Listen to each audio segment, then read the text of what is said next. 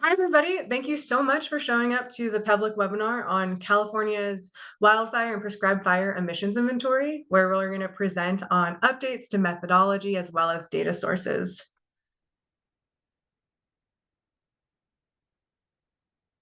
To start, we have a little bit of housekeeping.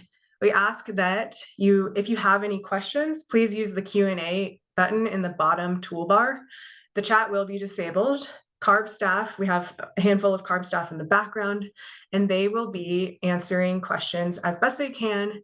And if there's any questions remaining at the end of each session, we have 3 sessions planned, then the presenters themselves will attempt to answer the questions during that period. And so we have an agenda right here. To start, we're in the introduction. I've got just a few more slides before we get to the meat of the presentations. And then after that, Lisa Rosenthal, will be presenting on Part A, an emissions inventory of vegetation burn and wildfires, followed by an opportunity to ask any questions and answers, ask any questions and I'll try to answer them. And then after Part A, I'll be presenting on Part B, an emissions inventory of structures and vehicles burned in wildfires, followed by a Q&A session. Then we'll have a short break to also give you a break to just stretch your legs and then also kind of shore up any time in case we're off this agenda a little bit. And then at 11:10, my colleague Eric Roll will be presenting on Part C, the prescribed fire activity and emissions inventory, followed by a Q&A session. So what are we going to be talking about?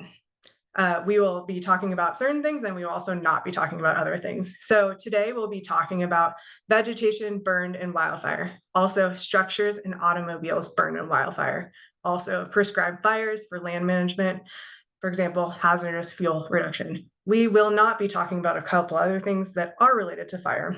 That includes agricultural burning. So agricultural burning is part of a different category, and that's being updated with 2023 activity from air districts, and we aren't changing the methods and data sources.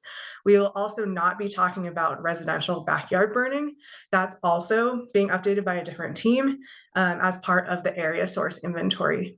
And then we will also not be talking about isolated vehicles and structures burned that are outside of wildfires, because in urban areas, sometimes houses or structures or just vehicles will burn outside of wildfires, and that's just not part of this scope. So all of these acronyms listed here will be introduced in the presentation. This slide just exists here for folks who want to go back to our slide deck and remember what these different acronyms mean. So it's just for later reference. All right, so without further ado, let's get to it. So most PM 2.5 in California comes from wildfires. Here's a graph of PM 2.5 using data from CARB, and it's showing in the orange bars wildfire PM 2.5 over the last 2-ish decades. And so over the last time period, it's waxed and waned over the years, but in general, there's been a large pulse in wildfire activity in the last decade in particular. And then the red dashed line on the graph represents the 20-year average for the wildfire PM 2.5 emissions, which is higher than the rest of the emissions inventory, which includes,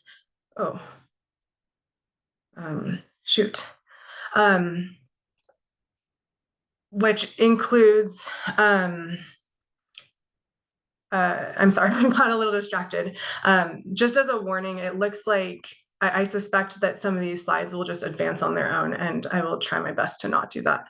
Okay, so the rest of the emissions inventory is shown in blue, which includes, primarily come from anthropogenic sources. And as you can see, that blue line has steadily declined over time.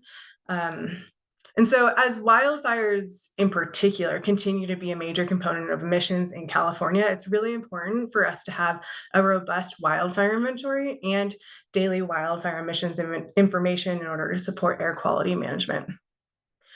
So, wildfire in California has become more intense and catastrophic in the recent decades, while PM 2.5 NACs, National Ambient Air Quality Standards, are becoming more stringent and health protective over time. So, to address California's wildfire crisis by reducing hazardous fuels that have accumulated in the landscape, Governor Newsom issued a statewide directive to significantly ramp up prescribed fire acreage over the next 2 decades. And so we're at these crossroads of three different challenges. We have reducing PM 2.5 NACs. Meanwhile, we also have an increase in wildfire crisis and increase in directives to increase prescribed burning. And so they're kind of at an odds. But we need to meet all of these. So to do that, we really need an event-based fire inventory. Event-based fire inventories are different than traditional inventories in that they have explicit locations and date information of emissions occurring from fires. And so, whereas traditional area inventories are spatially and temporally aggregated. So, for example, total annual or seasonal emissions are calculated first and then later allocated to months using temporal assumptions. The traditional approach is okay for emission sources that don't really vary that much over time and space, but fire emissions do vary significantly. They vary very sporadically and can have a really big impact on air quality when fires actually occur. And so we really need an event-based fire. We need event-based fire information for a handful of things: exceptional event demonstrations, flagging air quality data in EPA's air quality systems, regional haze analysis, state implementation plans, and US EPA's national emissions inventory. And so all of this data will also facilitate a better understanding of fire's contribution to air quality impacts. To meet today's demands, and this is specifically for wildfire that I'm talking about, and also for prescribed fire, emissions data needs to be consistent and transparent, accurate and reliable, accessible in a timely manner, and powered by recent scientific advances. Additionally, they have to be a daily event-based inventory. And that's why I'm really excited to introduce CARB's new wildfire emissions inventory, which is a modernized framework designed to deliver high resolution daily emissions data that meets these critical needs. So now we're entering into part A, the emissions inventory of vegetation burn in wildfires.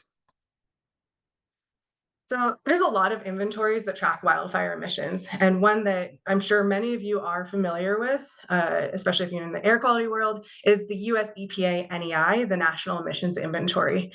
CARB's inventory, both old and new, differ from the NEI in a handful of ways.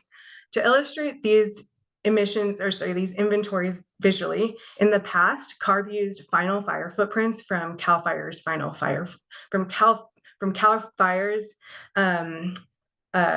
historical perimeter data set. CAL FIRE is California's Forestry and Fire Protection Agency, but doing this only generated a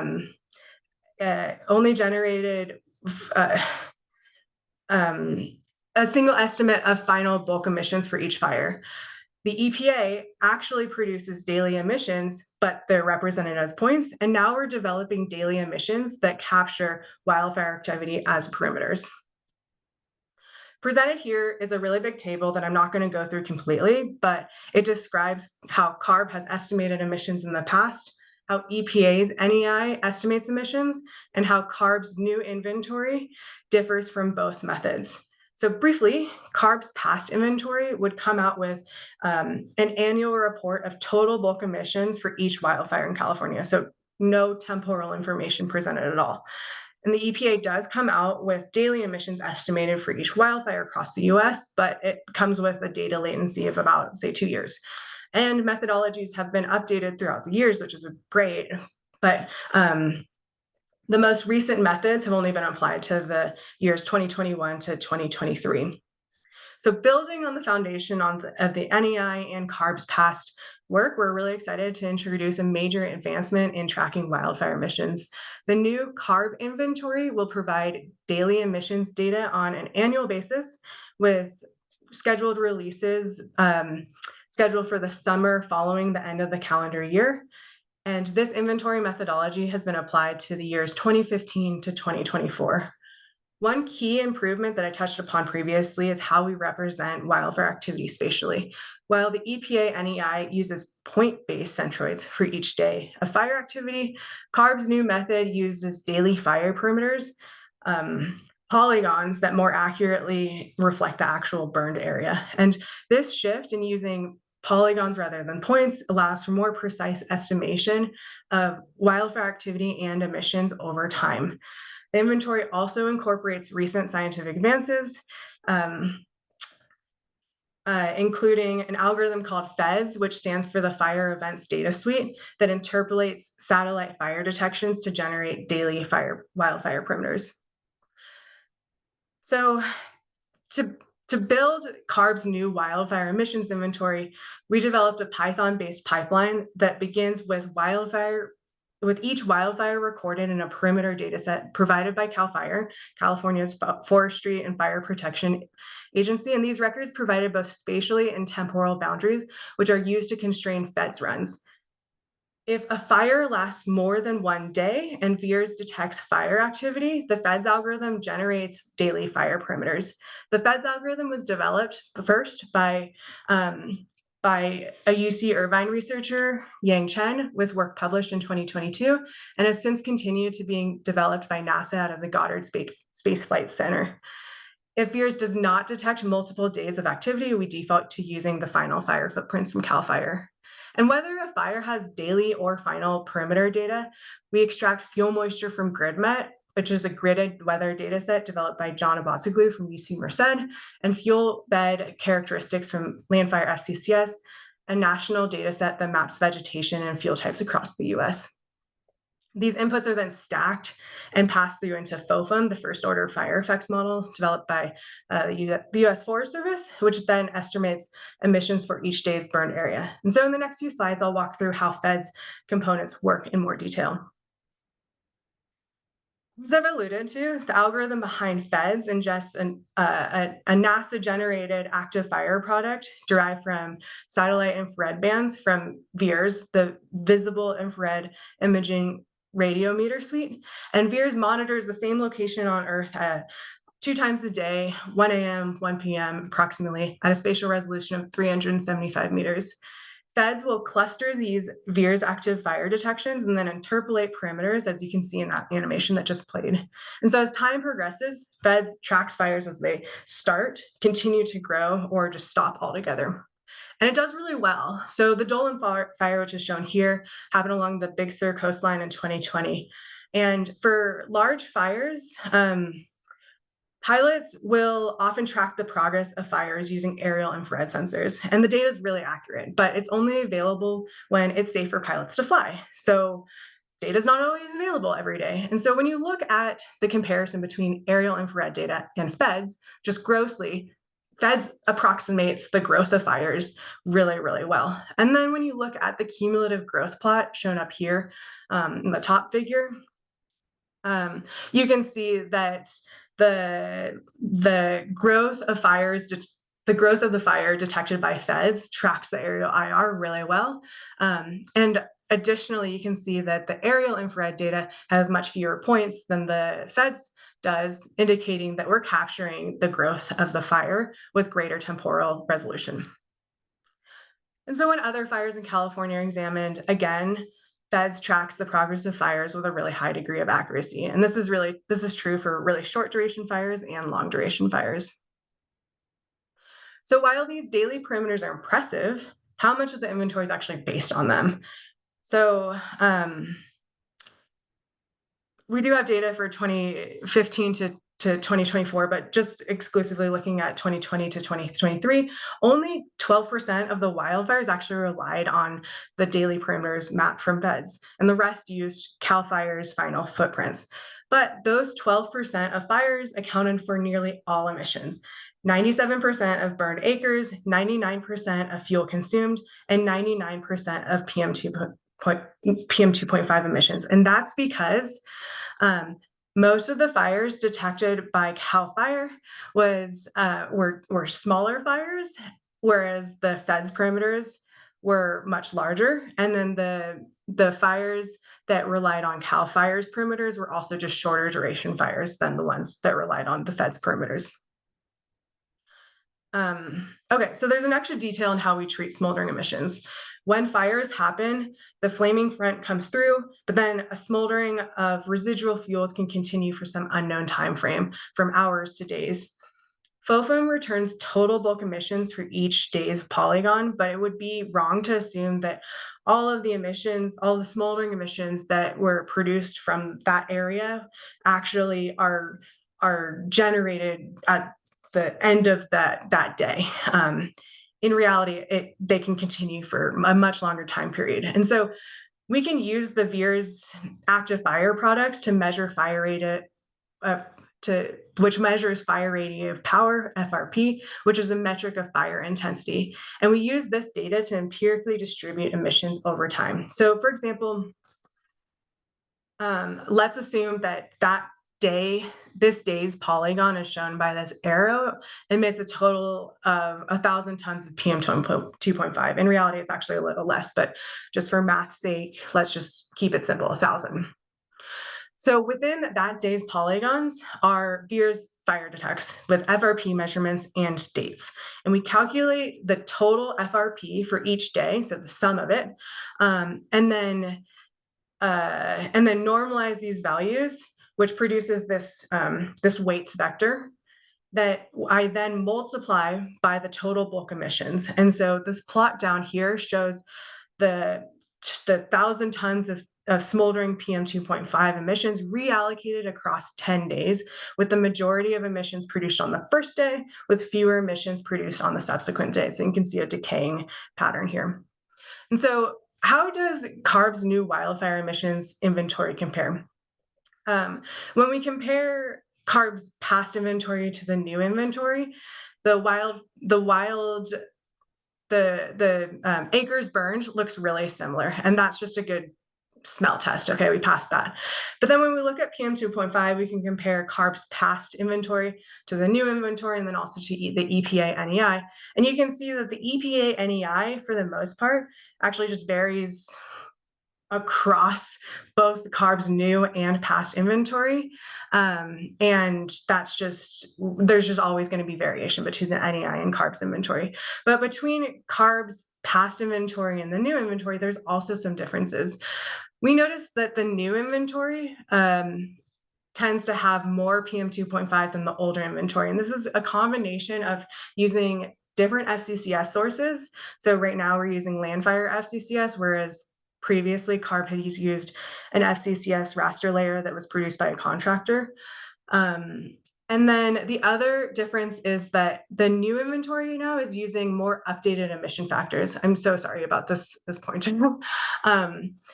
Anyways, the old inventory used these default emission factors, which were not vegetation specific, and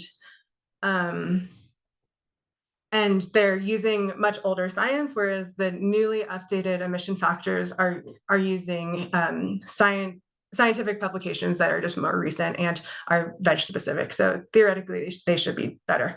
One other thing that I want to point out, if you notice closely, 2020 has fewer PM 2.5 emissions than 2021. And so for a while, I was really scratching my head trying to figure out why that's the case, because as you can see here, there were significantly more acres burned in 2020 than 2021. And while acres burned does not equate emissions, they often correlate. And so I went back to the data and noticed that, at least according to the FCCS layers that we used in 2020 and in 2021, there was a pretty significant jump in forest acreage burned in 2021 compared to 2020. And generally, forests will emit more PM 2.5 than other land types like shrublands and grasslands. And so at least I can account for why there's that difference. But obviously that just relies heavily on the rasters that we're using, the FCCS rasters that we're using. Okay, so I'm really excited this is probably my most exciting slide here. We're really excited to be releasing some public data very soon. So Yeah, we have a handful of things to release. We will be releasing a website that will be updated really soon with the following information. That includes wildfire emissions and activity data for 2015 to 2024. That will include the full data set, both spatial and an aspatial tabular data set that's split up by COABDIS, the county, air basin, district jurisdictions. As well as a summary level table in a spreadsheet format that I think will probably be the most widely used data. I also we have also written a pretty thorough technical documentation that goes through the methodology and our assessments of this data set, along with a data dictionary that fully explains all of the data that we're releasing and open source code that will be on CARB's GitHub account. And really excited about that too.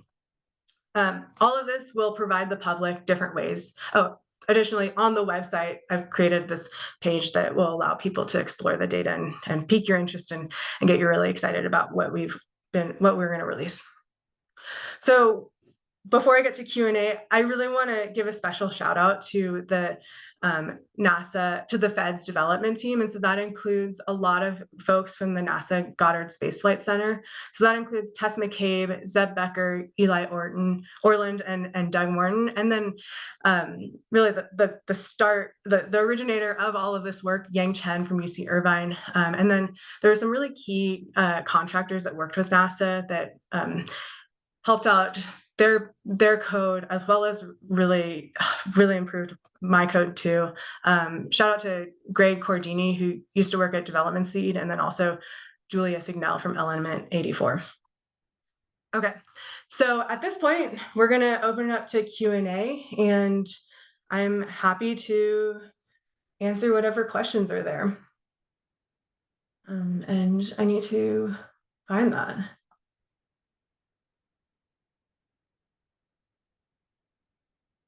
Okay, so I'm just looking at the Q&A right now. Ximing asked, is EPA incorporating your 2023 wildland fire emissions into their 2023 NEI in place of their own emissions estimates? I don't know. I know that. Annie, can you address this actually? Hi, yes. So I know that EPA's National Emission Inventory team is also using the same source database. So Lisa is using the geo database from CAL FIRE, and EPA is also downloading the same database to incorporate into their workflow. However, the way we process the data may be a little bit different, so the result might be different, but we do use the same original data source. Okay. Great. Okay, Stephanie asked, where can we find the fire emissions inventory online? So thanks for the question. The inventory is not currently online, but it will be shortly.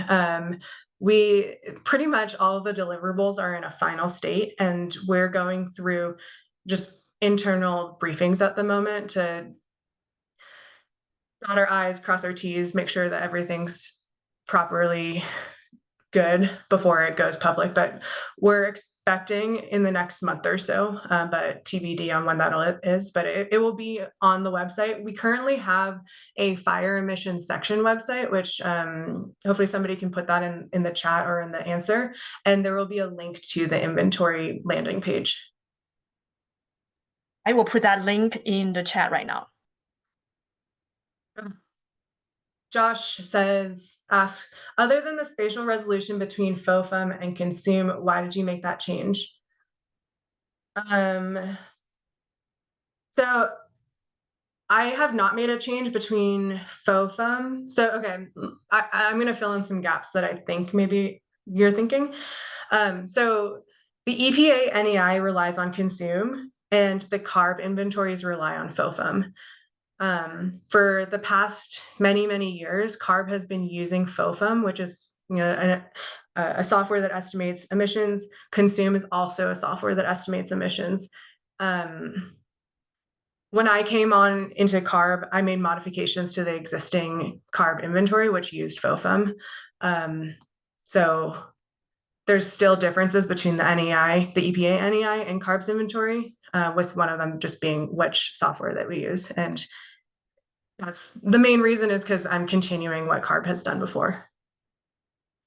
Josh, if you have any follow-up questions about that, then I can try to answer them right now.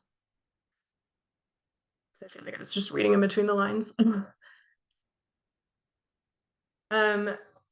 Len Nielsen asks, is there a significant difference between FOFM and consume? That's TBD. I do suspect that there is a significant difference. There have been some publications out that have examined consumption values, consumption rates, and emissions generated from FOFM and consume, and they do show differences. I think it's been shown that FOFM will estimate slight increases in consumption than consume, and so that could address why we're also seeing why our CARB inventory shows increases in emissions compared to the NEI, but that really should be more thoroughly addressed.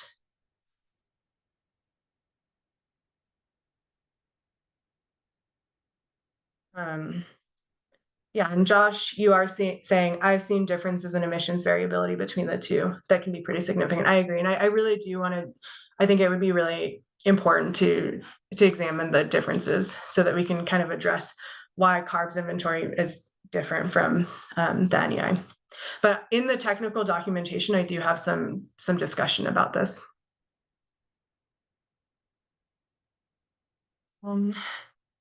Okay. Ximing says, good job. Is the new wildland fire EI emissions inventory being used in any air quality modeling studies in California? And how is the resultant model performance compared to using the old version of CARB emissions inventory? Yeah, so when I produce these emissions estimates, I hand them over to another team within CARB, and then they do all the modeling, so all the transport and dispersion and plume rise. And so our inventory will be used in that respect. And to your other question, have any comparisons been done? We're in the works of it, and that is planned. So it's occurring right now, although I don't have any results to speak about.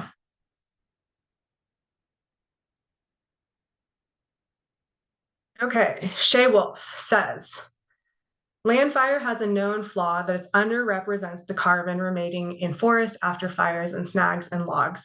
How have you dealt with this? Also, where can we find the vegetation-specific emission factors that you used? Thanks. Yeah, I agree. Land fire has some issues, and by no means do we ever think that it's a complete representation of the truth. And in general, in fire ecology, modeling fuels, surface fuels, is extremely difficult. And any publications that you see, the R-squared values are really low, especially compared to canopy fuels. And so it's a known flaw. And there's other things that could be improved, but at the moment, the reason that we're using it is because it's just accepted in the scientific community, and it's kind of the best publicly available data set that we currently have. This is kind of the way that science works, is we iterate on what we have, and this is our first attempt. And the way I think about it is like, let's get our baseline and let's then improve it the next cycle. And so again, actually in our technical documentation, we discuss future areas for improvement, and yeah, improving the fuel bed representations are definitely something that we should think about. You also asked, where can we find the vegetation-specific emission factors? So again, it's going to be in our technical documentation. We provide a table, but before that gets released, it's also provided in the FOFM 6.7 user's guide. So the user's guide includes a table of default emission factors, which were used previously in CARB's inventory, and then now we're using the expanded emission factors, and they are vegetation specific, they have different emission factors, say for Western forest wildfires, Western forest prescribed fires, shrublands, grasslands. I don't have the table in front of me, but there's a handful of other ones that they separate. Okay. Have you seen the Burn Pro 3D model for fire behavior and emissions? Len, I haven't, so I don't know if I can really speak upon that. If Yeah. anybody else from CARB wants to, then they can pipe up. Yes. Oh, okay. Eric, come online. Yes, Eric, go ahead. Hey, Len, yes. We are aware of Burn Pro 3D model. We also have been working and talking with Los Alamos and UC San Diego about getting a demo for not just Burn Pro 3D, but also Quickfire Quick Smoke. It's a work in progress. I think one of the key pieces that we're kind of trying to reconcile is, first of all, the availability of 3D fuels. It's kind of, there isn't an FCCS analog right now. It's based off of the 40 standard fuel models. And so we can't necessarily use that in the same way we've been working with smoke and the fuel source. And then the final piece is really that we need time to run through the assumptions and compare what is being put out with Quick Smoke and the Burn Pro 3D framework so we can see what those differences are. So hopefully in the future, and it could be a 5 to 10 year horizon, we'll start looking at ways to integrate those into our workflow. And I think it would probably lend itself better to prescribed fire right now as opposed to wildland fire.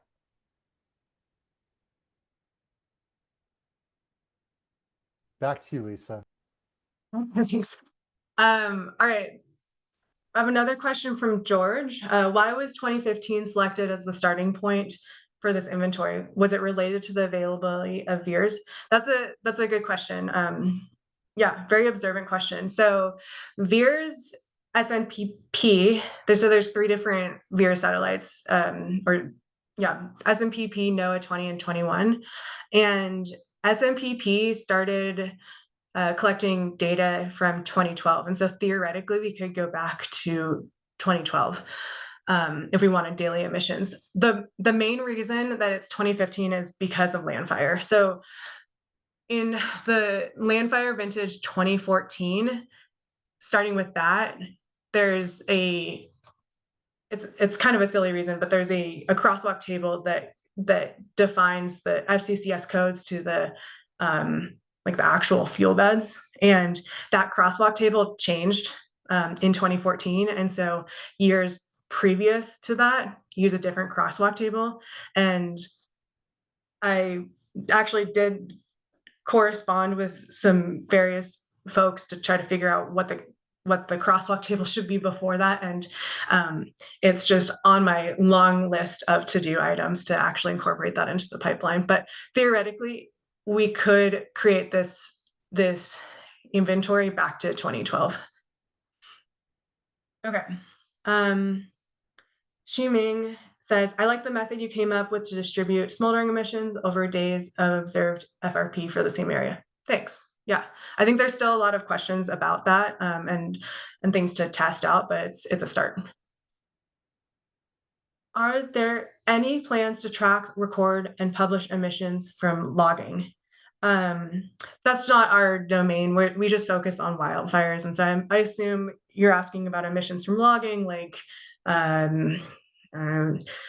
lost carbon from trees, or maybe the emissions from the heavy equipment. That's just not our domain, so not from us. Alrighty. Well, that was a lot of questions, so I'm glad that you all have a lot of interest in this, so thanks. Okay, so without further ado, I'm going to move on to part B.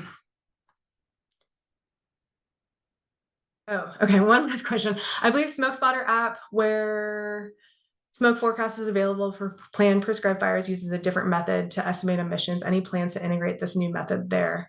I think the SmokeSpotter app uses Blue Sky, and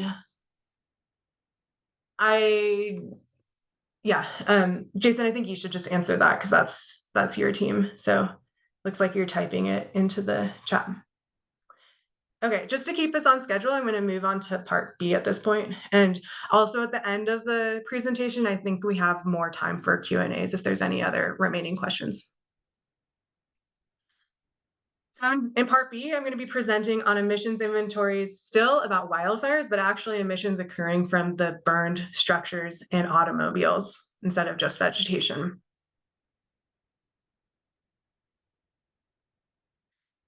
So I really need to acknowledge the people that really did a lot of this work. I was just overseeing the contract and making sure that it was meeting our needs. But the folks that were really the ones that were doing all the work was the staff member from IGIS, the Informatics and GIS program from UC ANR, Agriculture and Natural Resources.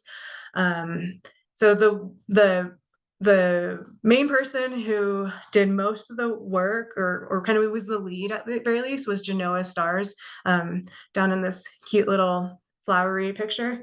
And also special shout out to Maggie, Kelly, Shane, and Robert and Sean, Andy, and Priyanka.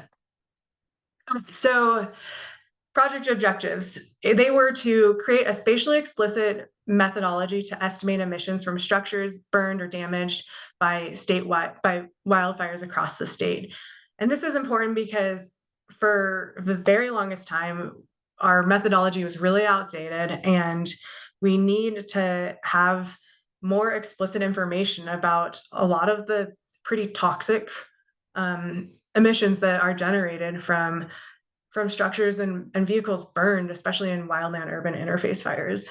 And so in order to estimate, in order to improve the emissions estimates, the contractors and this project integrated structure-specific data from real-world structures impacted by wildfires. And additionally, this project incorporates emission factors from recent research. So there's a core equation that gets used in this methodology, and it's laid out here.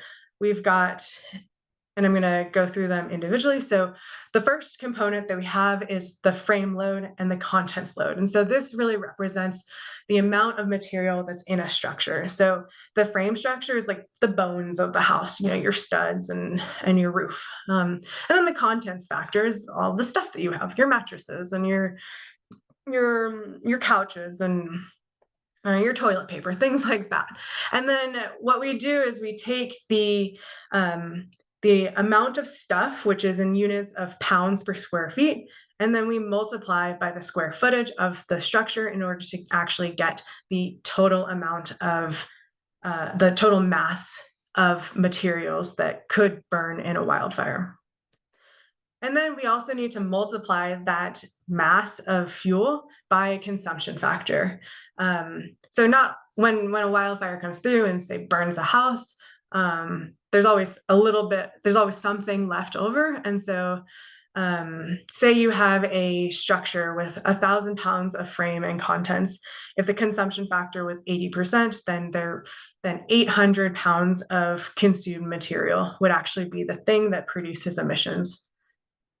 And then once you have the total consumed fuel, to get emissions, you need to multiply it by an emission factor. And so an emissions factor is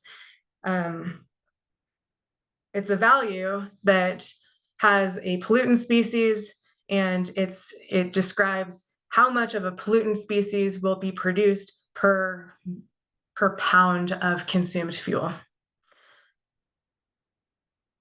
So inside of this methodology are some key assumptions. In the past, like I said, there was some methodology, but it was really outdated. In the past, there was a methodology produced in 1999 that used the California Fire Incident Reporting System to estimate the average structure and content material burned. And this data is actually akin to the CAL FIRE DINS database, which I'm going to get to in a little moment, but it's kind of like the older version of that. This CARB 1999 methodology estimated that when a wildfire came through, an average of 7.3% of the structures burned. That's very different from what more recent meta-analyses have found. It also assumed that the average California home size in wildfires, so typically in wildland urban interface fires, WUI, the size was 1,649 square feet. And then the average contents per square foot was about 7.91 pounds. It also assumed the loading factor was a little over 1 ton per fire. And then there were only a handful of emission factors for pollutant species, and that included TOG, total organic carbon, I believe, CO, carbon monoxide, NOx, SOx, and PM. And so now the new methodology is actually is now based on a more recent meta-analysis by Amara Holder. Well, she led the paper in 2022. And this was a meta-analysis that looked at a whole bunch of wildfires that have occurred in the wildland urban interface. And the meta-analysis includes the average structure and content materials burned. And in this meta-analysis, actually, they found that 80% instead of 7% of structures were burned. And then the average WUI home size was a bit greater, a bit higher, and it was 2,150 square feet. And so in this meta-analysis, essentially, we're finding that more stuff is actually burning in WUI fires. The contents load was actually decreased a little bit, but the loading factor of these homes is increasing much more. And so this update in the science is showing that there's actually potentially a lot more emissions occurring in structures and vehicles burning from wildfires. Additionally, since the CARB 1999 publication, there's a lot more emission factors for many, many more pollutant species, and there's a lot of ongoing work being performed by other researchers out there that are continuing to empirically estimate additional emission factors. So this updated methodology relies on a handful of data sources, and I'm going to explain the acronyms that are presented on this slide in following slides.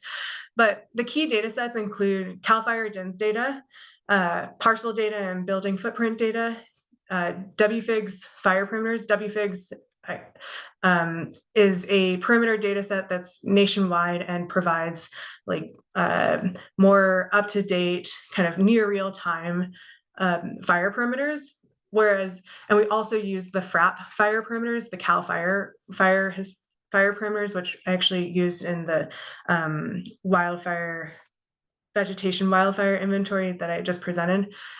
So the FRAP fire perimeters are the California's authoritative data set for fire perimeters, but they have a delay in when they get released, whereas the WFIGS fire perimeters are these near real-time ones that we can use in the interim for fires that just happened. And if you want to have more up-to-date information, we would use those. Okay, so to first get into the DINS data. So DINS stands for Damage Inspection Data Set. And what happens is after a wildfire, ground damage inspectors go from door to door to all of the structures that were within the burn perimeter of a fire. And this data set is curated by CAL FIRE and the State Fire Marshal's Office, and it's statewide. And it's typically updated in January, but I actually believe that it's updated shortly after a wildfire. And I know this because my sister's house almost burned down in the Caldor fire, and I was frequently checking the DINS data to make sure that it was still there, and it was. Each structure in the DINS data is represented by a point with identifiers and key attributes, and that includes parcel numbers and addresses, incidents, like fire incidences, and also the structure type, whether it's a single family home, multi-commercial, things like that. And the damage is reported in a handful of ranges. And you can see as on the image on the right, those classifications include inaccessible, no damage, affected, minor, major, or destroyed. Importantly, this DINS data does not include square footage data for the structures. And so that's why we have to use some other data to fill in the gaps. And so we use parcel data, and there's parcel data acquired through Lightbox. The records do vary from county to county, but it generally does include building square footage, along with some other key attributes like parcel numbers and addresses. And yeah, sometimes there, with everything, there's always some things to balance, and they don't have. It's not always regularly updated. Sometimes it has some missing data, and it varies by county to county. When there isn't square footage information, we then rely on some building footprint data that comes from both Microsoft and FEMA. So the two complement each other. Essentially, they will have a lot of overlap. One data set will have more data than the other, and so we just stack the two of them to get building footprint data. Okay. Sometimes there isn't building footprint available despite using all those various data sets. And so when it's not available, built in to the methodology are a handful of regression equations. And the regressions are built upon a handful of parameters, which include year built of the structure, elevation, average value, and then also development density class, which is just describing what type the structure is, like if it's a single family home, multi-family home, commercial, things like that.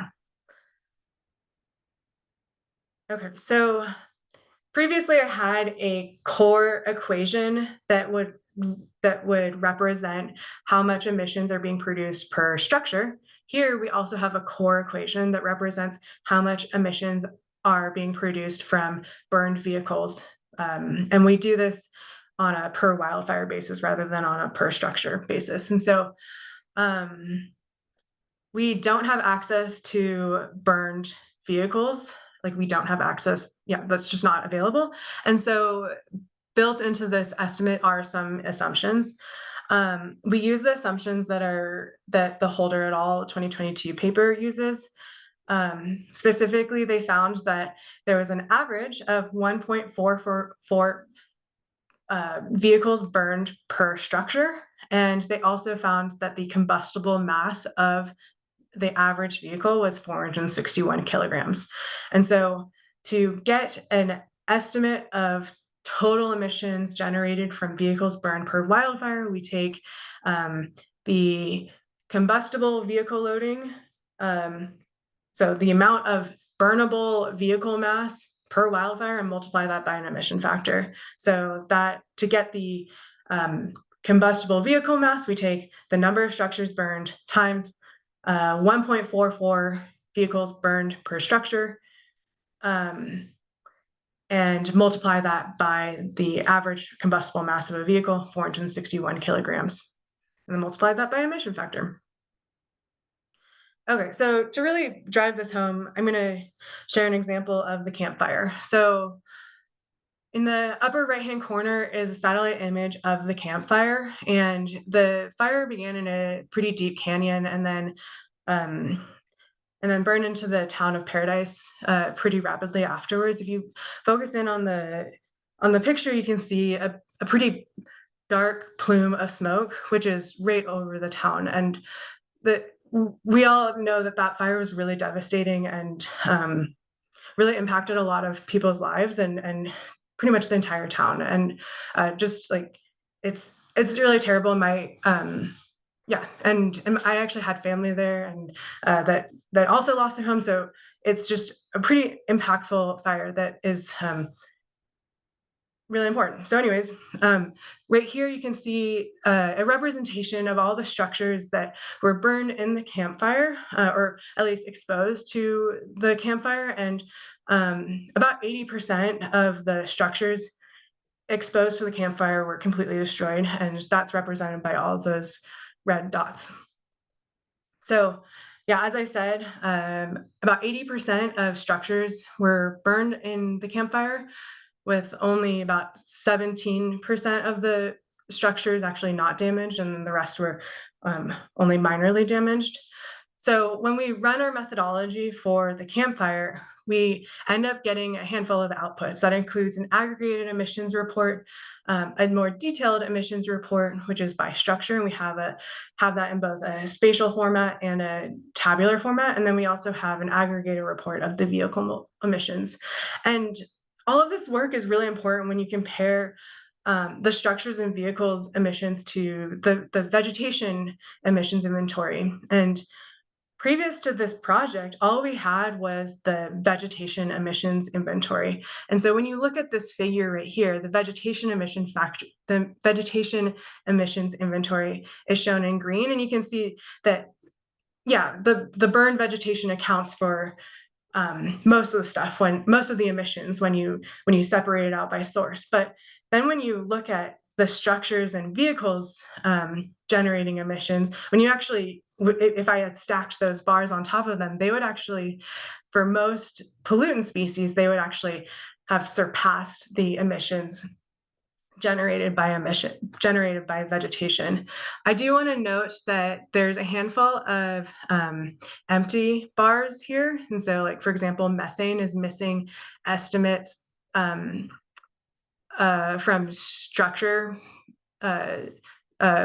structure-based emissions. And that's not to say that structures do not produce methane. It's just that we currently need to continue working on this inventory to speciate those pollutants that are missing.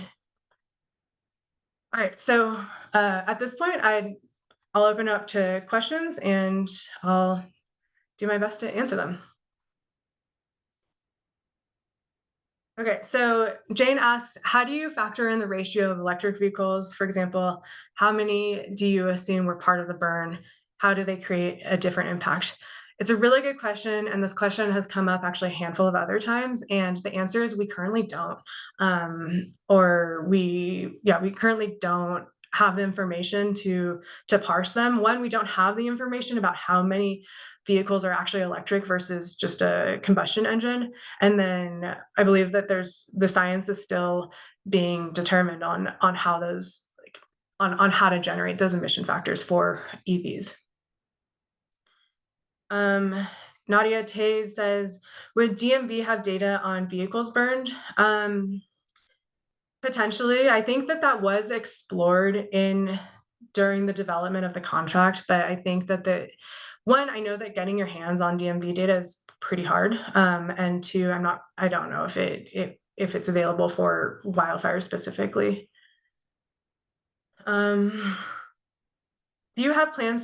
George asked, do you have plans to use this method for the 2025 Eaton and Palisades fire? Yes, and actually we do have estimates for those two fires. When we release the data, those two fires will be in the inventory, and that's why we used. I explained this a little bit. We have fire parameters coming from the CAL FIRE FRAP perimeter data set, but like I said in the previous slides, those are released about 6 months after the calendar year. So right now, CAL FIRE doesn't have the Eaton and Palisades fire in the historical fire perimeter data set. And so that's why we use the WFIGS perimeters, and they do have estimates for the Eaton fire and the Palisades fire, and also the CAL FIRE DINS data do have data for those fires. Okay. Jane asked, we know that there were a fair amount of Eaton and Palisades fires and lithium levels are being tracked in the area. Okay, yeah. And I'm assuming that's question or comment is referring back to the EV question. Okay, Stephanie says, I think that the 1.44 vehicles burned per structure data is based on the campfire from the DMV. Okay, great. Nadia, FYI, we have a contract with Forest Service to evaluate construction blueprints to better estimate at least wood in residential construction and house contents. Expected end of next year to be completed. it will be delayed. Yeah, that would be great, Nadia. If you can get in, or we'll try to get in touch to make sure that we're just keeping up with the latest science, because as with everything, it's just constantly evolving. And Annie, our supervisor, likes to say that inventory is never done.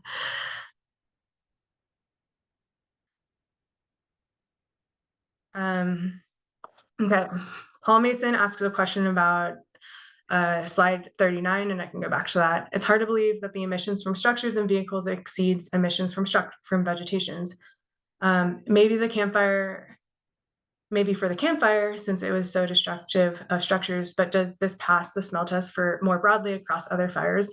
Yeah, I think the campfire is a really special case because the campfire was amongst one of the most destructive and deadliest wildfires in California, at least in recent history. And so yeah, it's not representative of most wildfires. Absolutely agree. I'd imagine in other wildfires where a fraction of the structures actually burn, it's not going to look like this.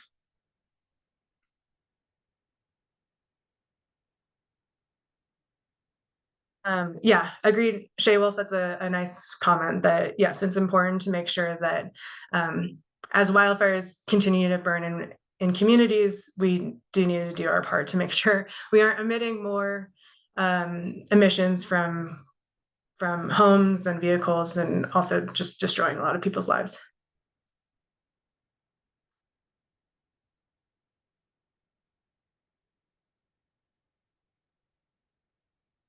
All right. Well, cool. Seems like a lot of discussion in the Q&A. Okay, so at this point, We have one more question that just came in. Yeah, Jane's question is a comment, although a factor to consider is the amount of structures burned in an acre. If there's a question, I'll try to answer it, but it's a poignant comment.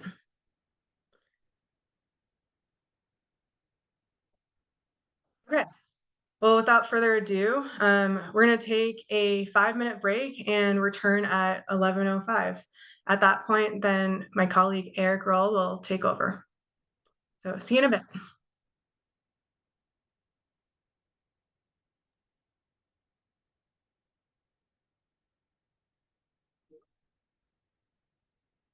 My mouse is a little So for part C today, we're going to talk about the prescribed fire activity and emissions inventory. And this is a different aspect to our inventory than what Lisa just presented. So with that, I will start. So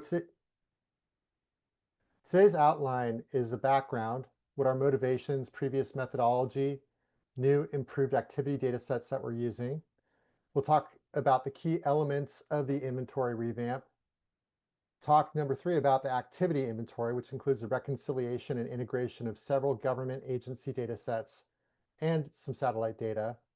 Talk about the draft results of the activity inventory, and then finally talk about our methods and assumptions, and then draft results for the emissions inventory. As Lisa pointed out earlier, prescribed fire is becoming more important, and we need an events-based fire inventory to help improve the accuracies of our emissions and our quantification of those emissions.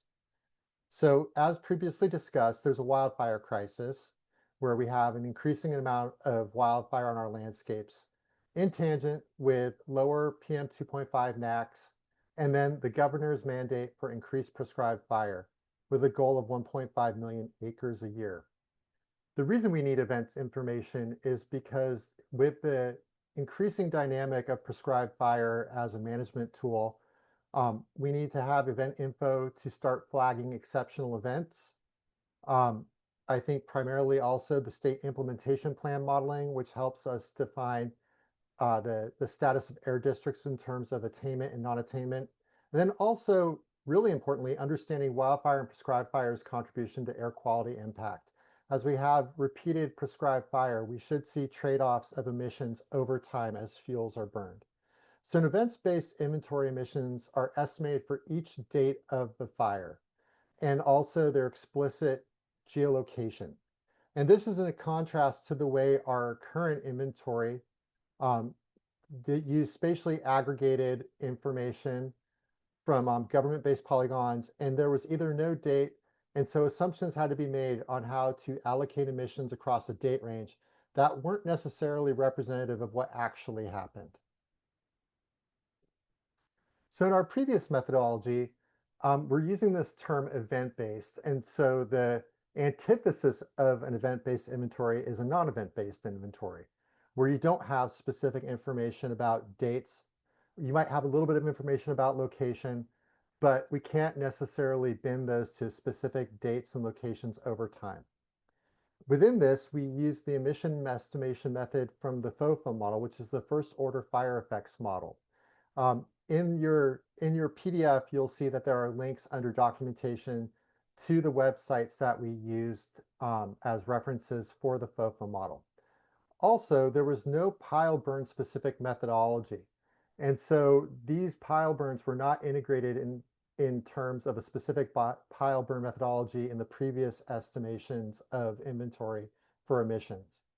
Additionally, activity data were accessed through CAL FIRE's Fire Perimeter Geodatabase, which once again, there's a link in the PDF. So historically, this captured most of the activity compared to other data sets, but it wasn't intended to capture all prescribed fire activities in California or be used in an inventory. So the non-event specific date ranges that are also listed there are typically ranges for project or treatment timelines, but there was no information to distinguish between what was burned and what was unburned. And so we might have a constellation of very aggregated polygons, but we didn't have necessarily enough information to say that this unit was burned or this part of a treatment was burned. And then if an air district included their own prescribed fire emissions estimates in their annual emissions inventory submittal to CARB, we use that air district's inventory over a generated inventory. So as you can see, there was a lot of assumptions and a lot of generalizations in our previous methodology, which was fine for the information we had, but we also realized that there was a need to improve that methodology. So with our new improved activity data sets, we've seen an improvement in terms of what information we get from air district data. So we have the Prescribed Fire Information and Reporting System, PFIRS, and we have substantially more participation than we did a decade ago. We also have the California Air Pollution Control Officers Association, or CAPCOA, which provides quarterly compilations for our grant program to our PFIRS group. We also have land management agencies, and we use the acronym LMA for these in case I go back and forth between acronyms and full explanations. So they're increasing effort to collect activity data and improve the data detail and completeness. And this really leads into what's been happening with the California Wildfire and Forest Resilience Task Force. This interagency treatment tracking system compiles data from numerous state federal agency databases and then also uses an enrichment process to make sure that there's much more detailed information associated with each polygon, which has proven incredibly beneficial for the purposes of our inventory. And then lastly, we use satellite data. And so there's been advancements in spatial resolution and temporal coverage for a lot of fire detection. And I think you saw that with the work that Lisa presented just earlier this morning with the feds algorithm and using VIIRS. And this helps us with looking at fire detection and land surface change. So the new event-based inventory. So what we're aiming for is emissions are shown by each event each day in a geospatial location. And so in the past method, as I said, temporal information might not actually reflect the burn dates and data were not event specific. But with the new events-based method, we're reflecting daily emissions and hopefully as close as we can approximate or quantify actual burn activity. So the data now represent a specific daily event. Where? So spatially aggregated large project areas at or a county level was our general reporting grain size. And this meant that we were using limited, and I say limited because there wasn't a full compendium of information, land management activity data. Now, with the integration of the task force ITS data set, we're now able to get more towards treatment or activity level. And then this is an expanded land management activity data set in the sense that we have more participation than we had before because we're accessing more data sources. And then the work that they've done to make sure that enrichment, taking all of the activity data and tagging that to the polygons, gives us more information to make decisions about data to include or data to exclude, or how it aligns with data that we get from other sources. And so we're using more agencies' databases. And then what? So all prescribed fire model was modeled as a broadcast burn. So that includes both pile and broadcast. With our new method, all prescribed fire is modeled using one of three pathways, either a broadcast burn, a pile burn, or an air curtain incinerator or carbonized pathway, which is a new addition to the inventory that was previously not characterized. So information guides our event-based inventory. And here I will break this into two key pieces. The first is our primary information. So air district data. These are tables of approved burns that were included in PFERs and other sources of air district data. Then we have the Land Management Agency data, and that's the spatial data that we use to provide for tracking of activities on the landscape. And it's segregated into both pile and broadcast. And this, once again, is coming from the Wildfire Resilience Task Force ITS database. And then finally, supplemental information like satellite data products. So these spatial data are collected frequently in terms of data and timing and duration on fire over California's landscape. So I just want to quickly talk about our additional supplemental data for other than PFERs and other air district data. So VEERS is our primary source for looking at whether or not a burn potentially occurred. And so it's a satellite product that flies over the conterminous US twice daily, one at 1300 and one at 1 a.m. And so we look to see whether or not a fire occurred in a unit, and then the associated date ranges that are related to these detections. Then the second piece is a new product that we've developed in-house at CARB, and it's called the Potential Prescribed Fire Burn Unit. And this is designed to be a uniform statewide database that divides the state into potential prescribed fire scaled units. I'm going to go into a little bit more detail about the PRBU right now. So the PRBU uses kind of these foundational assumptions that burners use. And so as a prescribed fire practitioner in previous parts of my career, we've segmented the data, or we segmented the landscape into pieces. So it uses roads and then ownership and jurisdiction and then brake lines from hydrology or fuel breaks to overlay all of these data into what we consider digestible prescribed fire scale units. And one of the reasons is that this allows us to preload information in terms of vegetation fuels, previous treatment, terrain, location, and agency using polygons, but we don't always have a polygon that's conterminous with air district data. And so this allows us to start making those assumptions in terms of a spatial distribution. Additional benefits that we use in terms of CARB, or we've been considering in this framework, is that it allows us to start evaluating emissions trade-offs and carbon tracking over time. So emissions trade-offs would be that, right now we're in an early piece of our prescribed fire trajectory. So a lot of prescribed fire, especially in conifer systems, are our first entry, and they will produce a lot more emissions. But as we move into second, third, and fourth entry prescribed fire in terms of the maintenance process, we should see an overall decrease in emissions over time. And so this is a way for us to start tracking that activity and look at those emission trade-offs. And then also look at the resilience of carbon tracking based off of what those activities have been. Additionally, this allows us to look at it from a multi-agency common and uniform spatial tracking system. So one of the things that we've integrated into this PRBU is a uniform naming convention and ID. So this allows us to then start looking at the potential of shared IDs between air district data and then what the land managers are using to attribute their activities database, which then makes it much easier for us in the future to be able to reconcile not just off of spatial location, but also that unique ID. So I'm going to get into our primary data sources and what they kind of compose of. And so prior to reconciliation, we had around 6,200 records in the PFERS system, 4,300 records in CAPCOA, and then the task force was about 2,100 records. So overall, we had over almost 13,000 government records that we had to evaluate and reconcile with the aim of automating this as much as possible, but understanding that there's likely going to be, a 10 to 15% where we need to do some level of manual reconciliation. So it was a ton of data. So I just want to really talk about our principles in terms of this reconciliation.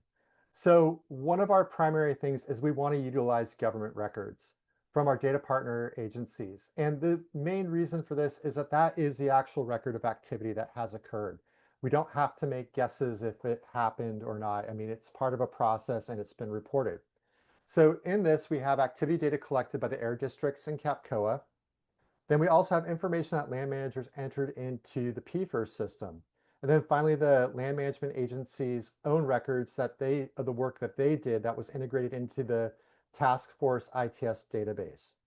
Our second principle is that we want to utilize best available science to fill in certain gaps. So this would include factors such as fuel type or consumption or emission factors in the process of estimating emissions. And then lastly, we don't always have complete information from any of these records. And so when we don't have those records, one of the primary things is that we don't make up event information such as date or quantity of activities and what was done and the location. So if we don't have that information, we're not going to make it up. We'll try to figure out ways to supplement it, but if we can't, then we need to exclude it from the inventory. So this is our first phase of reconciliation, and this effort required us to piece together a complete activity data set without double or triple counting. So on the left, you see step one, which is reconciliation one. And our goal here, working collaboratively with Jason Brands and his group, was to create a single air district data set. So this included information from CARB's PFERS system, the compiled quarterly reports from individual districts given to CAPCOA, and then also Title 17 reporting. And Jason's group went through and compared and cross-referenced all of these air district records to produce a single data set. And that was incredibly valuable for us. So the second piece was step two, which was a reconciliation effort to combine air district data with the land management agency data sets. So our sources feed into the Wildfire and Forest Resilience Task Force ITS dataset, the Interagency Treatment Tracking System, and they pool information from CAL FIRE and the CalMapper system, the U.S. Forest Service FACTS system, and then additional state and federal land management agency data sets that will include factors such as, California Park System, as well as numerous nonprofits and non-governmental organizations. So once we have these two, we take that reconciliation and move on to our next step, which is then turning these into a included and excluded or used and omitted data set. So the criteria for deciding which agency's info to use comes from various sources and discrepancy scenarios. And then really in this process, and we'll get into this a little bit more deeply in the subsequent slides, but what we're looking at is a spatial, temporal, and then some of the other typological aspects, such as like the burn type, and cross-referencing them. And so we have this massive decision tree that gets into a ton of information and detail about when to use and when to omit a data set. And then from that data set, we move into step 4, which is to complete an activity inventory. And that's where we integrate satellite data from the VIIRS system. So we take those thermal images or those thermal detections from VIIRS, and then we once again cross-reference them against the temporal and spatial, the spatial location, the temporal details from the Land Management Agency and see if they correspond. And if they don't correspond, then we treat those satellite data differently, which I'll also explain later. And then finally, we throw these into 2 bins. One is an event bin where we have a burn date from a reported government record or an estimated from the satellite detection, a spatial location, and the type of burn that happened. And then the second piece is a non-event bin where the activity record doesn't have an actual burn date. It might have, a 3 or a 6 month range in terms of the date. We don't have a matching satellite detect, so we can't narrow it down to a singular date. And so we can't use that as part of the event, but for completeness, we do have to include that and the emissions off of that non-event scenario. And then from step 5 in the activity inventory, we go into the 3 pathways for emissions. And so included this is the broadcast burn, where we take this new methodological framework of reconciled government records and satellite data, and then we take these information and we sample fuels, which is the fuels characterization and classification system from Wildfire, which Lisa mentioned previously, and cross-reference these LMA polygons and land area delineations, the PRBU, to produce event and location-specific fuels and emissions factors. With a pile burn, we're using emissions calculations specific to a pile burn, and I'll get into those emission factors as well. And then for the air curtain incinerator and carbonizers, we've also ID'd some emissions factors, and we use those calculations specific to the ACI carbonizers to then go reported acreage times those emission factors per acre to then get our emissions estimation that gets pooled into our emissions inventory and data processing. And once again, I'll just remind everyone that an ACI is an air curtain incinerator or a carbonizer, which are a growing sector of forest waste removal that are hopefully going to be a way that we can expedite some of the burning with lower emissions over time. So we have this Sankey diagram here, which kind of shows you our whole flow, which is that, we have reconciliation effort number 1, where we have the air district records that have been reconciled. And we do have to exclude some, and some of the basis of this exclusion is that we may not have acres burned reported, we might not have a timestamp, or we might not have a location or date associated. So these get peeled off and excluded from the inventory. And then that leads into reconciliation number 2. Then we have the LMA records where we now cross-reference. And so one of the key things is that if an LMA record, a Land Management Agency record, shares information, so spatial location and temporal details that match an air district data, we will use that air district data as our primary source. So those LMA records will be excluded. And then we have prescribed fires that are not captured by the air district record that get moved into our next reconciliation. And so we have so they've been reconciled, but now we have Land Management Agency information that doesn't share anything with the air district, and we treat those as separate burns, and then we have all the reconciled air districts data. And so now we have our reconciled government records. We add in the VIIRS detects and look at that from the LMA treatment perimeter, and we see if there's a matching date. If it doesn't have a matching date, then we're going to treat those VIIRS detects as separate burns, and we have assumed them to be pile burns. And this becomes our final inventory, and then they get separated into the events-based inventory and the non-event-based inventory.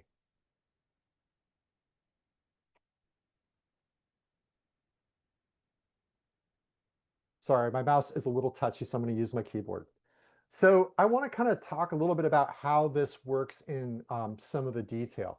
So here's some scenarios where we're reconciling Land Management Agency records with air district records.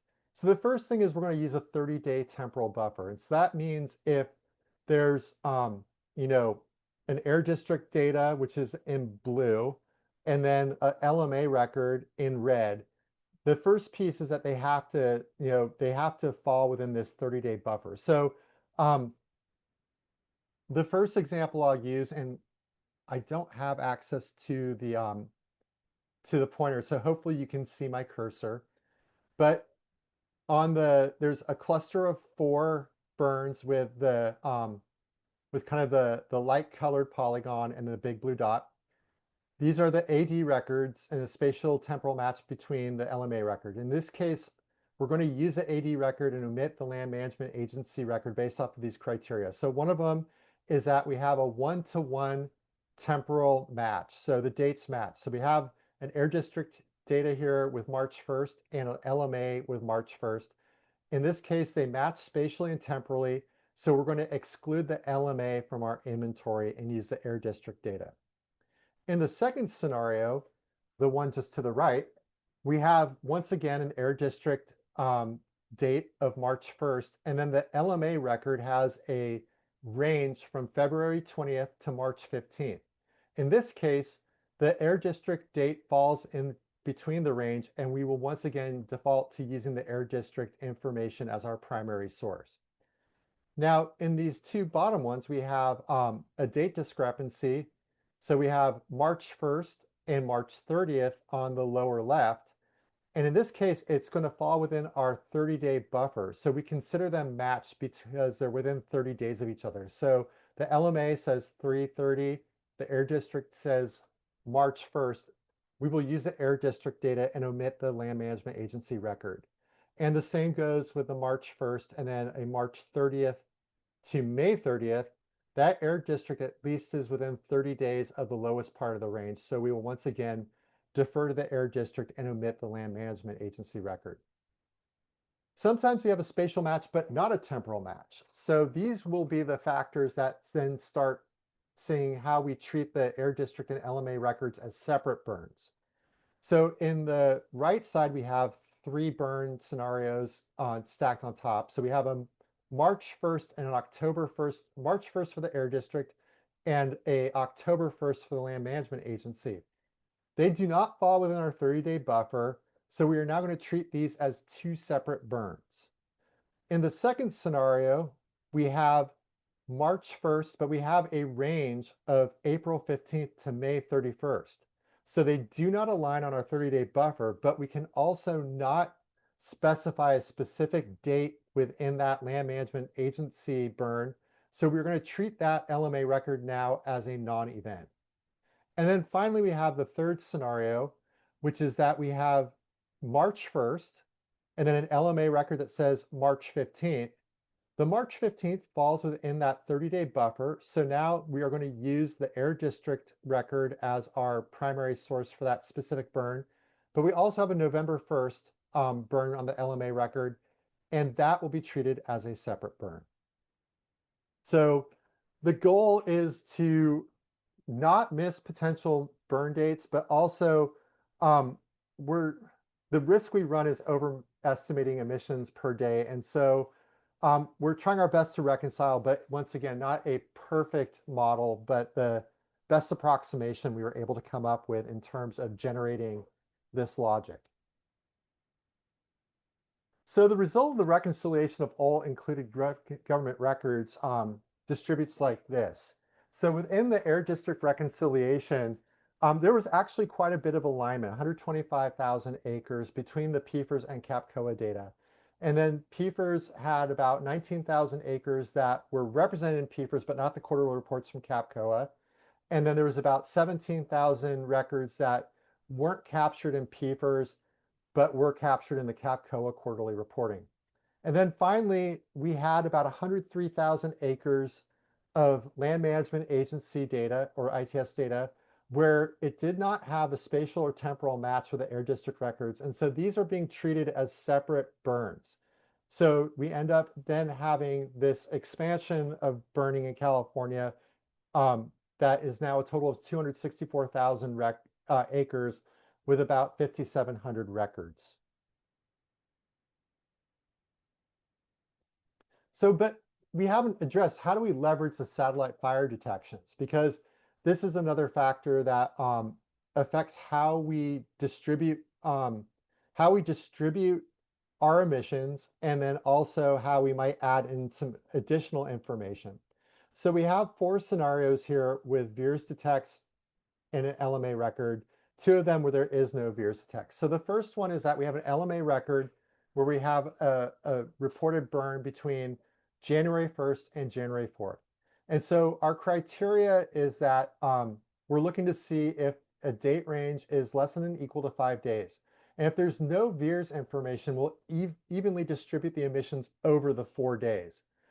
And then the other aspect is that if we have that range between January 1st and May 31st, but there's no VIIRS detects, then once again, we have to throw that into the non-event inventory. On the lower 2 panels, we have VIIRS detects that correspond with the polygons. So the first one is that we have January 1st to May 31st range, but we have 2 VIIRS detects, one on January 2nd and one on January 3rd. So we will now supplement those 2 VIIRS detects into that LMA polygon and evenly distribute emissions on 2 dates, so January 2nd and January 3rd. And then in the final configuration, we're predicting 6 burn dates out of this. So we have a polygon that has January 1st to January 4th, but we have 2 VIIRS detects that don't correspond with that date range. So now we have 4 days of evenly distributed emissions on the polygon, and then we have a March 1st and a November 30th unreported burns that we will now assume to be pile burns. And I just want to just quickly to point out, as part of our assumption, we went through and looked at the records within the air district data. And so for these unreported assumptions of pile burns from the VIIRS detections, we apply an average acreage for pile burns that we calculate out of the air district data, and that was 23.5 acres per pile burn. So in our final inventory, our draft inventory, here we have a comparison of 4 different data sources. So the one on the far left is the US EPA National Emissions Inventory, and they were able to access 160,000 acres of government records, but they also used the hazard mapping system from NOAA to identify an additional 144,000 acres of unidentified satellite detections in California. And then we have the task force dashboard. And in this case, the dashboard integrates not just the reported polygons from prescribed fire, but also planned treatments that were intersected by naturally caused fires. So lightning strikes that started fires, and that those fires then burned across planned treatment. And then we have the reconciled PFAS and CAPCOA data set, which is 161,000 acres. And then we have our CARB draft inventory, where we have 161,000 acres of reconciled air district data. And then we have 65,000 acres of LMA only events. So it had no spatial association with any of the air district data. And then we have 22,000 acres where the Land Management Agency polygon had a spatial match with the air district data, but not a temporal match. And then we have 15,000 acres where we have Land Management Agency data that had no dates that could be used, and so they're factored into the non-event. And then 11,000 acres of VIIRS where we have a spatial match with an LMA polygon, but a temporal discrepancy. And so we end up with 276,000 acres included in our current draft inventory for 2023. So I'm going to pivot from our activity data into how we're estimating emissions. So emissions in pounds are a factor of fuel quantity of tons by an emission factor distributed across the acres reported. And so in terms of estimating our fuel quantity, for a broadcast burn, we take the burn reported acres by the fuel loading, so tons per acre, and then a consumption factor, which is the percentage. And then for pile burns, which are either open burns or air curtain incinerators, if a burner reported tons and acres, we calculate our reported estimates for fuel quantity from those tons. So it would be total tons, and if they have acres, we divide the two, and that's where we get the reported values. If tons are missing, we assume 6.74 tons per acre, and those are based off of average from air district data. And then if the acres are missing, then we have to drop the record from the inventory. And then for satellite fire detects, we assume to be unidentified pile burn. Our assumptions are 23.5 acres from average acres of pile burn on the 2023 air district data. And then we assume 6.74 tons per acre based on averages from the air district data. For broadcast burns, we have fuel loading assumptions that are based off of the fuel's characteristic classification system, which can be found, information on that can be found in the U.S. Forest General Technical Report 972. And so we take either LMA polygon or the PRBU polygon, and then we sample FCCS fuel beds from 2014, 2016, and 2020, and generate percentages for each class. So for any given polygon, you might have multiple FCCS classes that then have distributions, and then we take the percentage of each of those classes for that polygon, and then we generate the fuel loading values for each polygon. And here's just an example of the FCCS data set from Wildfire across the Western United States.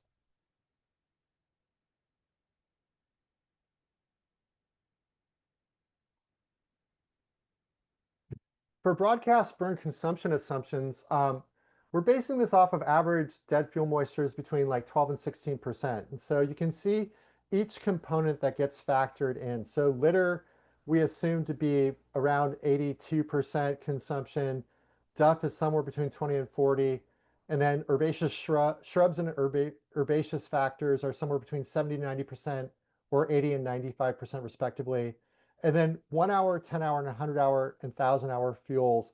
For people who are not aware, the ones, tens, hundreds, and 1,000 hour fuels are the number of hours that a fuel takes to dry to become combustible.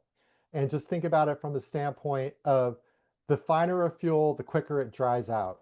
So 1 hour fuels dry out within an hour of drying, and then 10 hours, same.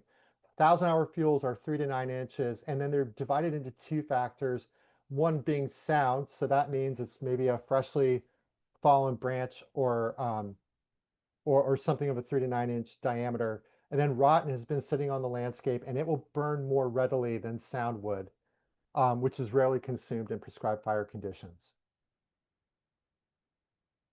For our broadcast burn emission factors, we access the extended emission factors described in FOFOM and used by Lisa as well, and that were specific to prescribed fire.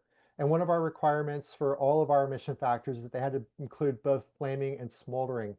All of these details are in the PDF that was shared on the website, so I won't go into details about the actual emission factors, but this is just a record of the information that we've used. In terms of pile emissions factors, we access the smoke emissions reference application, also known as SARA, from the University of Washington. You can see a link on the bottom if you want to gain more information about that. And we subset these into conifer and hardwood. And once again, these were selected because they are one of our key requirements for the emission factors was to include flaming and smoldering. So finally, for our PM 2.5 emissions estimates for 2023, here is a distribution across months for broadcast flaming, smoldering, pile flaming, and pile smoldering. And what I want to really point out is that from the purposes of prescribed fire, these distributions very well track to what we see in terms of the windows of prescribed fire, that in winter, we have we're in the wet season and we're primarily driven by pile burning. And we see that kind of trend in January, February, and March. And then we have the spring ramp up into broadcast burning, which hits a key inflection point here in June, and then decreases in July as our prescribed broadcast burns are moving into higher elevations, and then really becomes very limited in August. And then we have our big ramp up for prescribed fire starting in September, peaking in October, and then kind of depending on the landscape, continuing a little bit in November and December. But once again, now as we get into the wet season, moving towards pile burn. And so I feel that, the emissions estimates are tracking well with what we see as prescribed fire mechanisms across the state. And then, these are all broken into daily emissions by location and can be reported by coabitous or air district or county, depending on how you want to segment it up. And so we're right now in the process of outreach with all the air districts and making sure to give them a chance to be able to cross-reference and see these emission factors and the activity data set, and then also now to be delivered to see what the emissions look like. So with that, I'll open up the table to any questions and answers, and thank you so much for your attention. So I see I have one question from Jose, and that is, does the prescribed fire burn unit include tribal cultural burns? Could tribal entities that practice cultural burns submit data events? So yes, the potential prescribed fire burn unit will cover cultural burns. We do not necessarily always know if there's a cultural burn. So there's two distinctions. One are federally recognized trust lands, where we don't always get that information. We do have many tribes that participate, and we do get some of that information, so we can cross-reference it. Could tribal entities that practice cultural burns submit data events? It would be great if they did. I mean, it's important for the inventory, but depending on the land status, if it's trust lands or non-trust lands, trust lands don't have that requirement, and so it's really voluntary. If it's not on trust lands, I believe cultural burns that are done, by tribes on those lands are still required to submit requests for burn approval. Paul Mason writes, regarding the activity data from the Wildfire Resilience Task Force, significant amounts of that data, mostly commercial harvest, is not geographically specific. Is that a limiting factor for your work, or is it not relevant since mostly commercial harvest? So in terms of our information, we are not using the harvest or treatment if it isn't ID'd as a prescribed fire. And so from that perspective, it's not limiting our work. And I don't know that it's, it could be relevant in the sense that if you have a commercial harvest and we have some sort of VIRS detect that could fall on that polygon, it could be pile burns after the fact. But if it's not reported as a prescribed fire in the task force data set, we are not using it. Okay, thanks for that question, Paul. Christina Herrera asks, great information. Well, it might be a comment, might be a question, but I'm gonna read it. Great information, thank you. Apologies if I missed it, but is there discussion on how the results of these modelings will be relayed to non-air fire partners for use, such as health departments? Unsure how to use this right away, as a lot is very high level, but general understanding of basic results would be very interesting with regards to comparisons to health surveillance during prescribed burns, et cetera. And yeah, that's a great question, Christina. And we do work with the Cerro project, which is focused in on Stanislaus County and Tuolumne County. And I think this would be a great opportunity to cross-reference that, at least for 2023, and specifically to how we might be able to apply this to health. But yeah, it will be a very different way of looking at it. And I think hopefully as the state implementation plan modeling goes and there's comparisons against monitors, we can see if there's corroboration and how these data can be used more effectively. So thanks for that comment and question, Christina. Shay Wolf asks, how do you apportion and calculate flaming versus smoldering combustion for the different prescribed burn types? So that's a great question, Shay. And right now we are kind of ambivalent. So all we're doing is taking the consumption. So once again, if we have the FCCS fuel beds, we have a total fuel loading. We assume consumption off of that and then apply the emission factors to that consumption. So In some cases, those emission factors might be, should be higher in terms of flaming or lower in terms of smoldering, or could be vice versa. And so right now, our apportionment is just based off of what was consumed, and then just applying the smoldering combustion emissions factors against, for both smoldering and flaming. But in the future, it might just be that, we can employ different modeling perspectives. But yeah, I mean, I think primarily there's just different emission factors for smoldering and flaming, depending on whether or not it's broadcast burn versus pile burn. And then for the air curtain incinerators, there are no smoldering emission factors. So we treat that as having no smoldering after the fact. Ximing asks, great, how are fuels information represented for fires without a perimeter? Example, point data only. And then what are the next steps to estimate smoke emissions offset between prescribed fire and wildland fire? And then will this be used to inform increasing prescribed fire in California? So fuels are represented in two ways if we don't have a polygon. So first of all, we'll use the PRBU, the potential prescribed fire burn unit, to sample the FCCS fuel beds for data points that don't have a polygon. And so that's the way we attribute those. And then we're able to provide the FCCS estimates for what the fuel loading are. In terms of next steps, we're going to now start employing this methodology, going back in a retrospective for 2022 and then into our 2024 estimation. Really, I think one of the key ways is that we're going to have to wait for the maintenance period on some of these prescribed fires. So as I said, right now we're in this domain of a lot of first entry prescribed fires. So we see a lot more emissions in terms of PM10 and 2.5. But as we bring fire in, we should see duff consumed, a lot of the litter consumed, and moving kind of the understory into a combination of light litter and more of an herbaceous understory.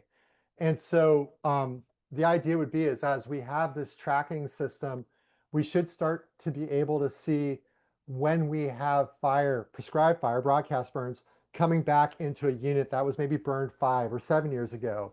And then we'll estimate, different fuels based off of how many entries have been in previously. So in the future, we should see that trade-off. And then the next steps for estimating smoke emissions offset between prescribed fire and wildfires.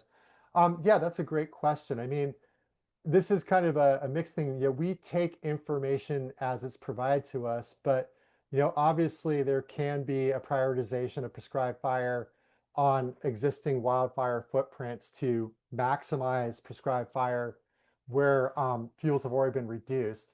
But we should see that offset over time.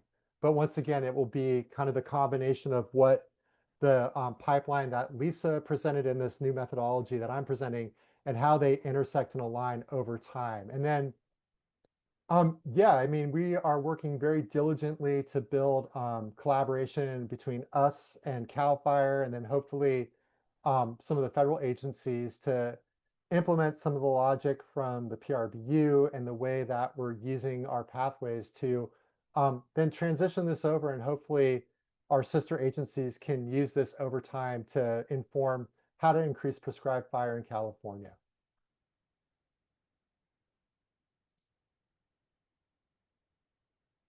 Went through all the questions. Any other questions?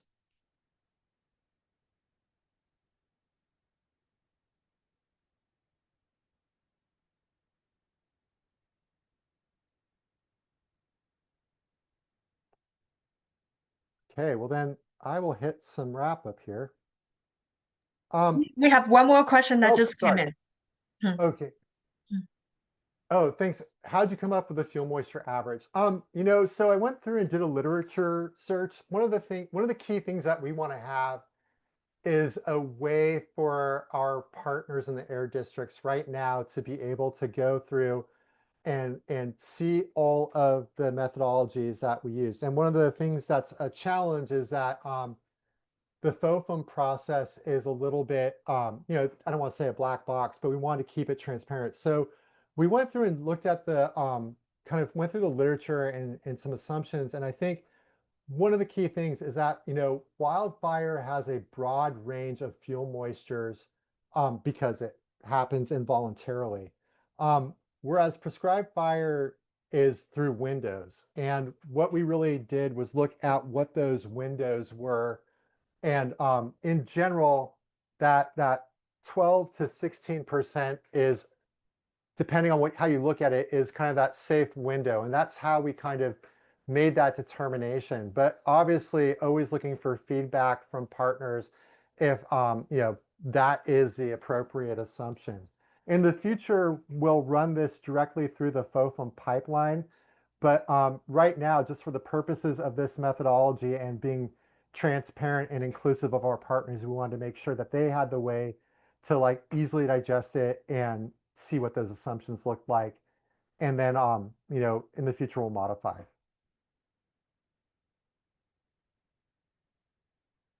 And once again, I'll go into this wrap up, but if there's any other questions, I will be definitely open to answering them. So the wrap up for this is that, you know, we're now entering into the 2025 inventory cycle, and these data are being released in, you know, Q4 of 2025. And so as we go on, we're going to incorporate more years of activity data, as I mentioned from my perspective on the prescribed fire, not just retrospectively, but in the future as more data become available. And then we're going to, you know, continually explore how we can continually, you know, refine our inventory. And as Lisa mentioned, our supervisor, Annie Wong, always says this inventory is never done. And I've really come to respect and understand what that means, that we're always looking for ways to improve it. And we welcome your suggestions at any time as we continue to build upon the existing framework that we've presented today and future refinements. And I mean, I think a real key thing here is that the inventory is in a continual improvement process. And, you know, our window of opportunity for input is not just constrained to this 2-hour webinar. And as always, we welcome your suggestions at any time. So if at any point, you know, after digesting these presentations today or looking over the slide deck, feel free to reach out to Annie, and her email is there. She's the manager of the fire emissions inventory, myself, and then Lisa Rosenthal, who will be available to October 21st. She's moving on to a different position in the future. So all of her questions can be directed to Annie. And then also you can always access our program webpage. So with that, thank you so much for participating today. And we will sit down collectively for the next 5 minutes and answer any additional questions you have on any of the 3 pieces that were presented today. Yes, we can stay on for a few more minutes just in case anybody think of additional question they would like to put in here. And of course, please feel free to email us anytime you like.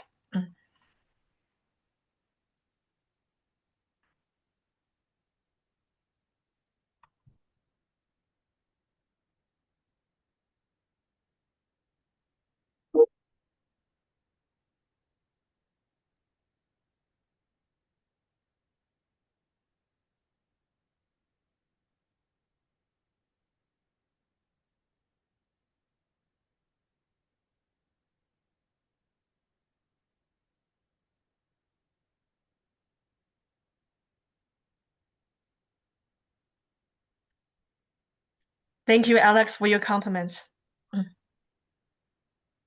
Thank you, Shiming. Thank you, Jane.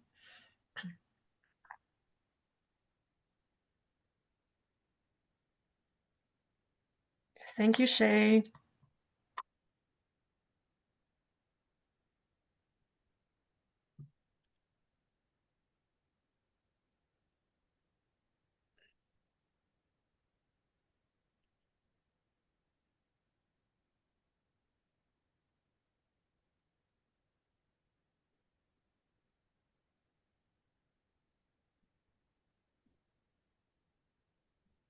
We really appreciate everybody typing a little note on the appreciation. We appreciate the appreciations.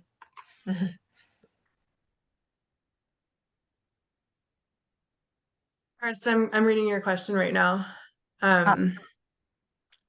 Smoldering fires burn cooler than flaming, i.e. they're less buoyant. As they emit into nocturnal boundary layers, their emissions accumulate. Are these accumulations considered in the emission factors for smoldering?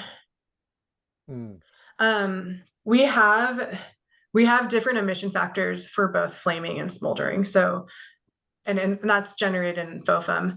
We're really using FOFM right out of the box. And so most of the information that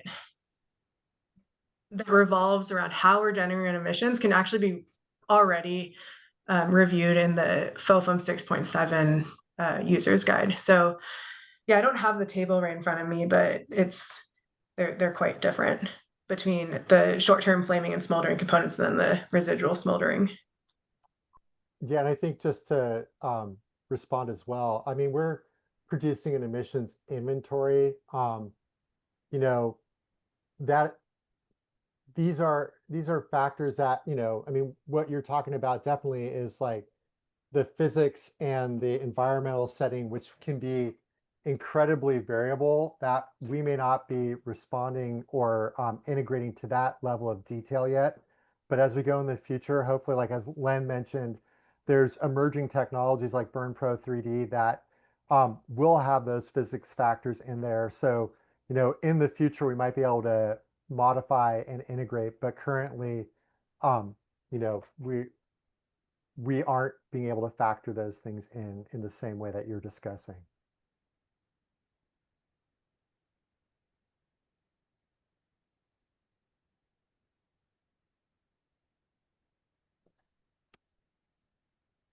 Andrea, we've actually discussed this question a lot within our team. You're asking, do you know satellites are detecting campfires? I'm wondering if so, and the possibility of overestimating emissions with 26 acres, if I recall that number correctly, for a pile burn detection. Oh, well, pile burn detection. All right, that's more in your domain, Eric. Yeah. But I'll just quickly talk about the satellite detection. So, yeah, there are papers out there that do address kind of the sensitivity of these active fire products. So VIR is a satellite and it collects infrared bands. And then there's a NASA generated active fire product, which is an algorithm. Well, it uses an algorithm to detect thermal anomalies. And under the right conditions, like if there's no canopy and no clouds and it's of sufficient heat, then these active fire products can detect pretty small fires, but generally campfires are really hard to detect with VIRs. So that's kind of the crux. That's the main point. Eric, do you want to say anything about pile burns? Yeah, I mean, I think, yeah, we've made this assumption based off of information from air district data, and there's a lot of different ways we can go with that, but I think what we're really trying to explore with this is that we have to make some, you know, some determination. And I think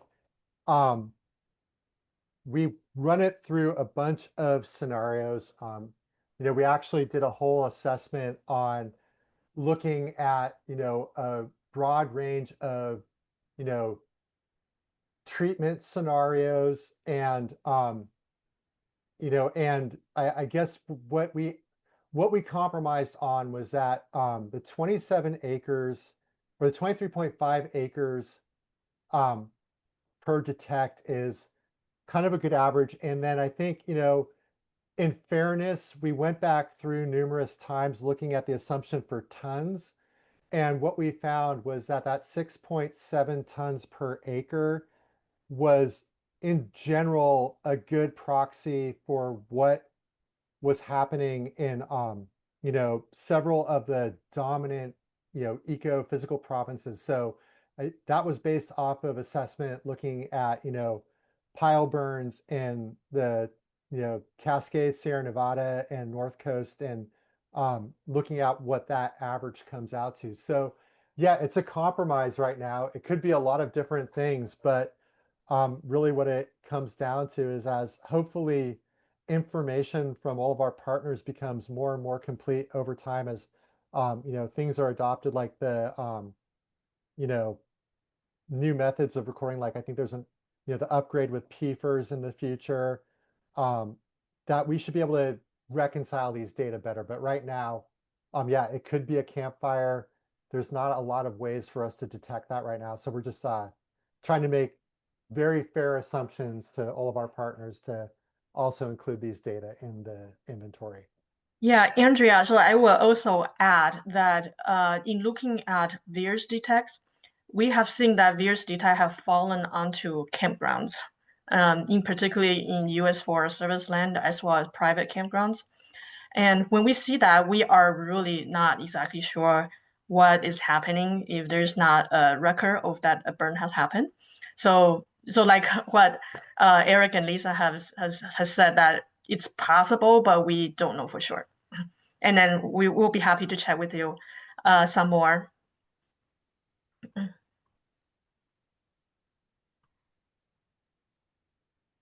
Thanks, Amara, also for leading that meta-analysis.